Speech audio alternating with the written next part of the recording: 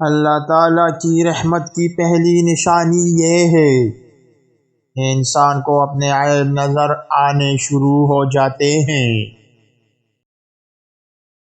اس باپ کے سامنے اکڑ کر مت چلو جس کی انگلی پکڑ کر تم نے چلنا سیکھا۔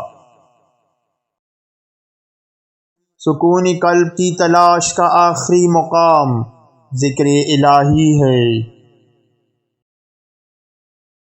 اچھے لوگوں کا تمہاری زندگی میں آنا تمہاری قسمت ہوتی ہے اور انہیں سنبھال کے رکھنا تمہارا ہنر۔ جو شخص تمہاری خاموشی سے تمہاری تکالیف کا اندازہ نہ کر سکے، اس کے سامنے زبان سے اظہار کرنا صرف لفظوں کو ضائع کرنا ہے۔ ہو سکتا ہے جس چیز کے لیے تم روتے ہو وہ بس تم سے ایک دعا دور ہو۔ جس نے سکھ میں شکر ادا کیا اس نے دکھ میں رب کو بہت قریب پایا۔ جب ساری دنیا تم سے منہ پھیر لیتی ہے تو اس وقت بھی اللہ آپ کے ساتھ ہوتا ہے۔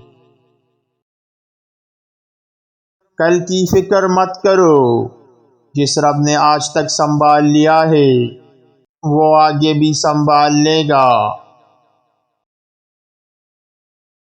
کوئی بھی چیز دل کو ایسے زندہ نہیں کرتی جیسے قرآن پاک کرتا ہے۔